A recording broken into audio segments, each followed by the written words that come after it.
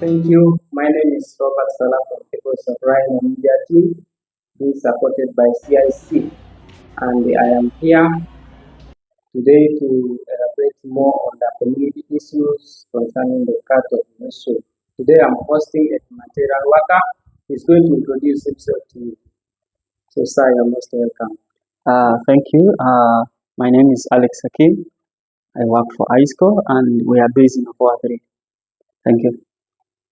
Thank you very much. I'm so privileged for you honoring me today in your office, and I'm just going to ask you some few questions concerning the cut of the ratio within the community. How are food ration cuts affecting people's daily life? Yeah, that's a good question. Of course, if you ask that question, it is obvious. We know what it means when you have to stay hungry. You know that. So this is a very hard time for the refugees right now. You know, having no food in the house, you have to go and look for food in all directions, and it has affected our youth right now. They are youths who are taking care of their mothers, and they are taking care of elder people. So the situation has worsened because there is no ratio these days, and they are trying to do everything possible to see that these people survive at the end of the day. So the cut of the ratio, the cutoff of the ratio has brought it has resulted into negative, impact. Right now, there are a lot of issues in the community about theft, and there are so many issues right now, and I'm just afraid that it's going to affect girl child because these days girls will be forced to actually engage into very bad acts or activities to make sure that they get food at the end of the day. Yeah, that is basically what I can tell you. Wow, I see. There is a lot of problems within the community, and it's really challenging. And us being the humanitarian worker, maybe you can be able to tell us more on what are the steps taken towards, like, how does it relate to tech issues, as you have said, because that it has resulted because there are a lot of now criminality in the community. How does it come about it? Yeah, actually, that happened immediately after the food reduction or cutoff. Right now, those who used to wait for the ratio, at least that little money could help them, fix other things. But right now, there is nothing completely, and it's really very difficult. This is the first time to see that the crime rate in Ofua 3 has increased. Every night there will be a problem.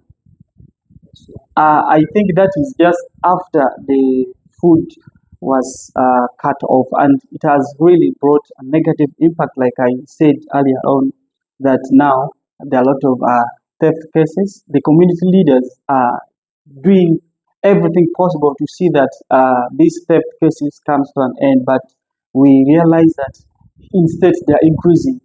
And the main point is because of the food or ratio cut off. Right now, people have nothing, and it's really very difficult. Yeah. Yeah, okay. It's really challenging, and I'm quite sure that all the humanitarian workers they are doing their level best within the community level to make sure that our life is sustainable. And as I am being hosted by one of the humanitarian worker, maybe some of the activities that you in your department are trying are very hard to make sure to stop all these things, these issues in the community, to sustain the community or between the host and the refugees. What are some of the things that you have come up to bring peace or to eliminate all those challenges? Yes, thank you so much for that question. First of all, I want to introduce to you what ISCO does. ISCO stands for Initiative for Strengthening Community Resilience. We came up with this initiative because we realized that there were many gaps in the community that we need to come in so that we can at least do something to support the community in what we can do. And the thematic areas of ISCO one is education, the second is digital livelihood and sports. But then issues of food ratio may be relating to how we can help the community about the cutoff of the ratio one. We have engaged some community leaders and the youths. We always bring them together to see that we speak to them, we guide them, and we give them way forward because we as ISCO we came for we uh, uh, uh, our vision is to see that we have a resilient community to any challenge that we refugees are facing. And that is why we are in the community. We always stand with the community. We need to see that we transform people, even those who have lost hope. We make sure that we tell them, we give them hope so that they will stay with hope. And basically, about the the cutoff of the ratio, I call upon other partners who are in those areas or who can be able to help the community, like here in Ufatri, if they can be able to at least bring in some little support for these people who are not getting ratio completely, so that they will at least be pushed to somewhere because it's going to be really very difficult and we have seen the negative impact already in the community. It is really very devastating. So many families go hungry, they sleep without food, and it has brought a lot of issues. People are very bitter these days in the community. No one is ready to listen to anyone, and it becomes very difficult for us, the humanitarian workers, and also the community leaders. You know, if you want to talk to a hungry person, how difficult that can be, and that is the biggest challenge that we have right now. Yeah, thank you. Yeah, sure. I'm really so amazing for your effort as in high school, contributing to the community, and it's really fantastic. Liking based on the sports, people's mind they are just dormant, it's outside there they're dormant, and just being as high school providing sport activities to the youth. This make them really relieve and overcome the grievances that they're going through. I am really so grateful. Maybe at the last, if you can be able to your last words to the audience outside there. Yes, my last message to the refugees is that you need to stay alert and be resilient.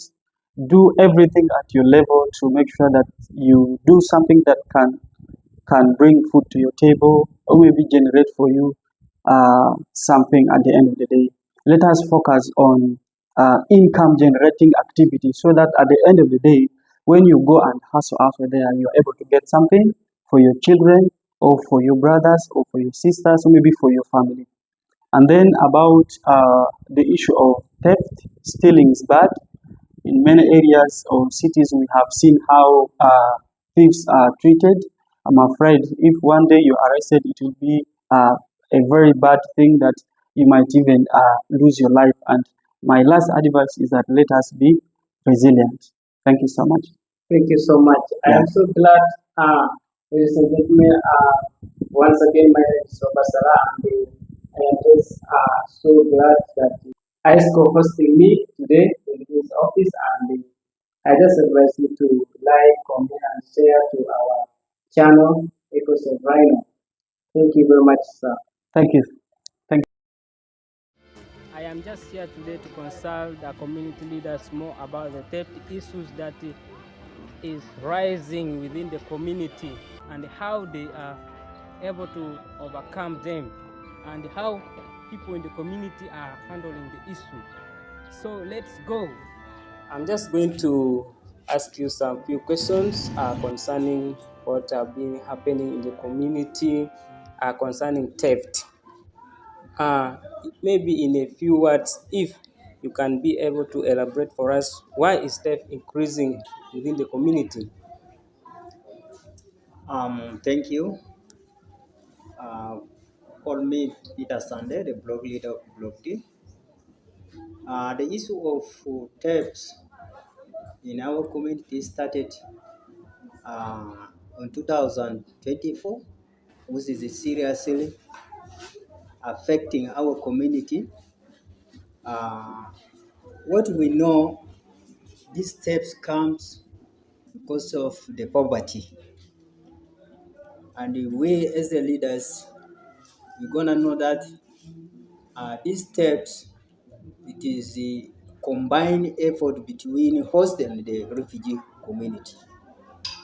So I think we as leaders, we have done a lot how to stop these steps, but we could not due to our common security setup, which is in our local setup. We cannot make it. As I said before, this started in 2024. Oh, yes, I see. Last year, seriously up to now, we have been experiencing this thief in the community, whereby you see our goat is taken, and even by now we can see the other areas. People are starting stealing maize in the garden. Oh, I see. Yeah. That's really terrible. Maybe on the other aspect, like how are how are the agency helping families cope with the reduced food supply? We have been affected a lot. Even if we see that there's a partners who can even bring livelihood there, but this time I know few are there.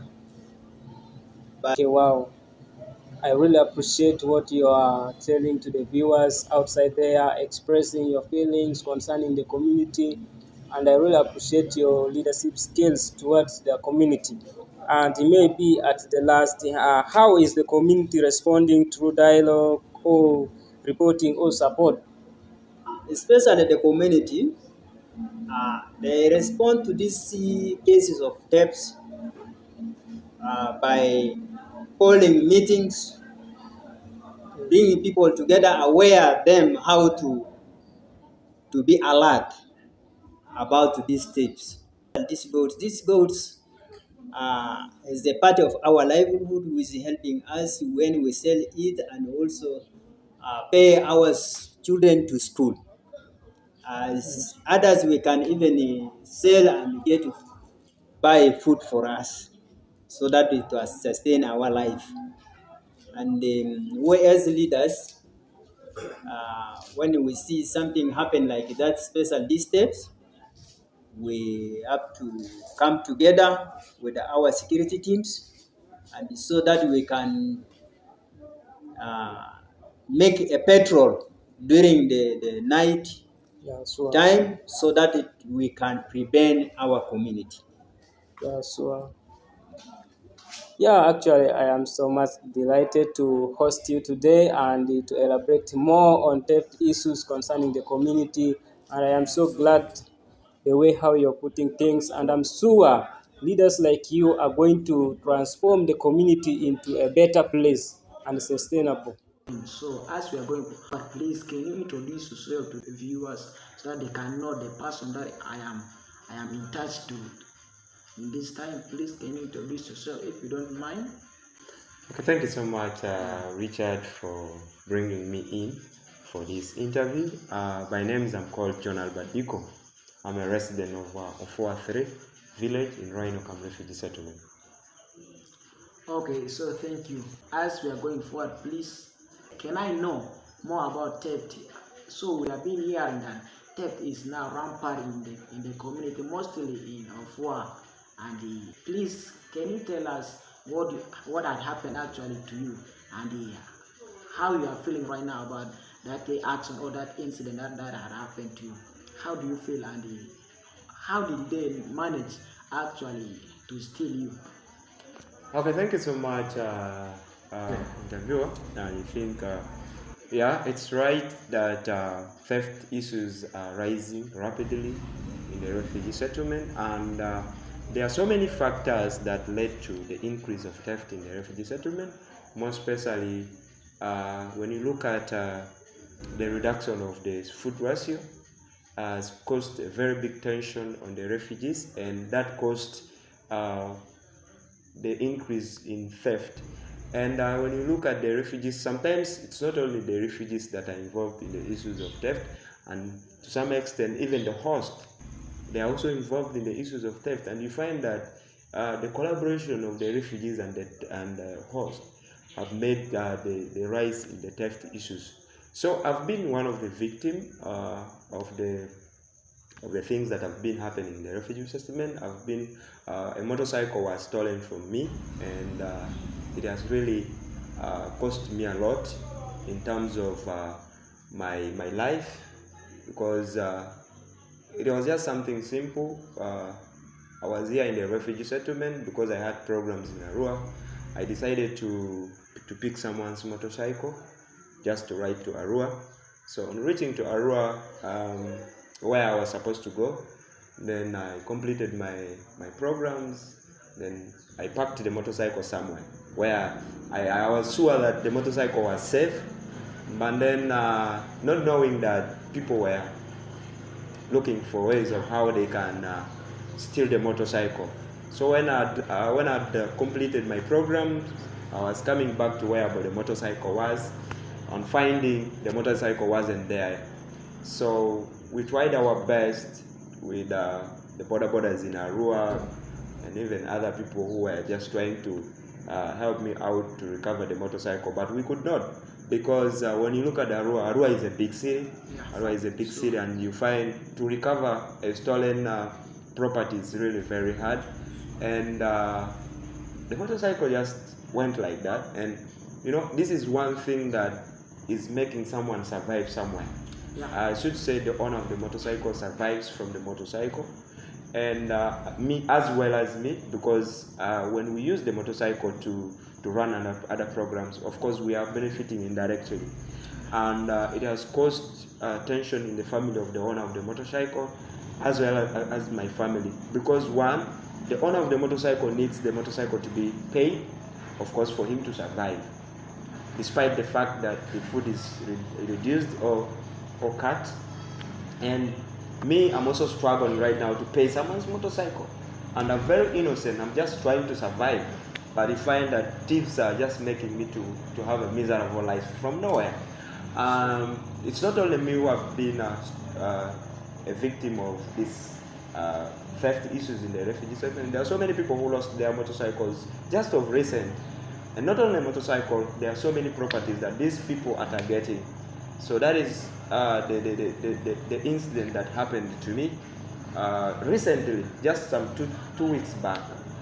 And that is the reason why today you're seeing me. I don't have smiling face, because it is something crucial that can really bring you down in different aspects. So it is really sad to hear that information, which is sad news. And please, how did the community react, or how did the police react to your issue, since you have lost a great thing and you are going to pay actually, and how much does it cost you? Okay, yeah. So when the incident happened, I remember going to one of the police stations in Arua. I had gone there to give a report. Then as well as the police in my village, that is in Ofuatere. But then what they told me was they are looking, okay, despite the fact that I've also tried giving information in different areas. So what they told me is that there's nothing they can do, of course. There's nothing they can do. What they wanted is, in case if there is a motorcycle that is found that had been stolen, they will try to follow up whether the motorcycle is the one that I was using. Then if it is not the one, they're just waiting for any information that will come from any person that there is a lost motorcycle, maybe found somewhere. And about the community, the community leaders, they also tried their best to come and talk to me. And they also gave me a lot of advice for me to be strong. That is the role they played most in this incident. Of course, they had nothing to do apart from the police.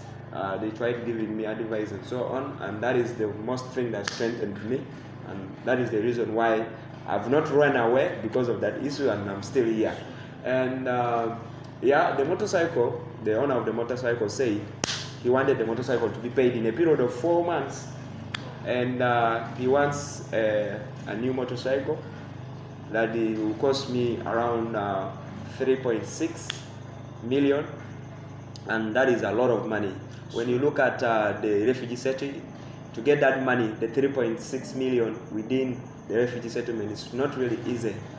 So we're just looking forward to seeing that we look for the money in all aspects of life to make sure that at least we recover his motorcycle, because this is something that we didn't intend to do, and this is something that also the owner of the motorcycle is depending on. So if we don't also pay it back, it will look as if we meant it, okay? As if we meant it, and that is not what it's really there in our minds. So with the help of my relatives and my family members, they are ready to cheer me up in this situation, to see that at the end of the day, we'll recover the motorcycle. Yeah. Okay, so I thank you for the time. I think we have had a lot of viewers, things that are going mostly theft, which is really affecting the refugees, not only the refugees but also the host. This is actually a bad act that is really happening in the society, and please, you just say something to the viewers, or what do you want them actually to feel in such situation? Okay, thank you so much, interviewer. I think my message out to the people, more especially the victims of this alarming issue in the community. It's not really easy to begin something from zero. At the end of the day, someone destroys it in a second or in a minute. So my message to the people, sometimes when success is coming on your way, there are so many things that will happen to you. Sure. And I believed that success is on my way. That's why some of these things are happening. And they say that everything happens for a reason. So we don't know why these things are happening, but if anything happens to you, like the way it had happened to me, you shouldn't have to take it as if it is the end of the life. There are so many things that are still coming on our way. And my message to the people who are doing this kind of acts, more especially the youth, these days, I understand there are so many cases of unemployment in our community. The problem with our youth, they look at employment as the major thing of survival, but that is not the case. When you look at the curriculum of Uganda nowadays, they look at people who are creating jobs instead of job seeking. So why we are unemployed is because all of us are looking at white collar jobs, okay? And that is the thing, because all of us are almost having papers. So you find there is scrambling and partition over jobs. So you find at the end of the day, those ones who are left out from the opportunities, they go in the community stealing things. But then I just wanted to tell the viewers that, that is not the only resolution to face life. So you can start something small, and at the end of the day, God can see you and God can appreciate it, and you see yourself being lifted to another level. You get a point? So from that, you find that with the little that you have started with your own sweat, you find yourself progressing. And if we go back to South Sudan, you'll have different knowledges, you have different skills from different angles. So we should not stick on the food that has been given to us by the humanitarian agents in the refugee settlement. You find these things, when you get used to free things being given to you in the community, you don't work hard. And you find that is the thing that that's why when we are taken by surprise that the food ratio was going to be cut, very many people were in tension, just because they were used to the free food that had been given to us by the World Food Program and AFI, and since now it is gone, they don't know where they could start from. And you know, there are people who have been having a negative attitude towards farming. So you find these ones who have never gone to the farm in their entire life, they found themselves going to the farm just because of the situation. So we shouldn't have to rely on the aid that has been given to us by the humanitarian agents. And secondly, I just wanted to encourage us to have practical skills. You know, you find that when an organization comes in here looking for people who are going for trainings, like most especially the hands-on training, you find youths are not fully involved. They look at it as if it's something that we are wasting time at the end of the day. And when you look at the world of today, the world of today is looking at people who do hands-on. Okay. So that is my message to the people who are watching me or who are viewing me at this moment. So it is a great moment to share out issues like this, so that the people who are outside there can also really be alerted that we should be struggling for life. Yeah. So I think I want to say thank you so much for giving your time. I think really it is so painful to hear such stories, but we hope for the best.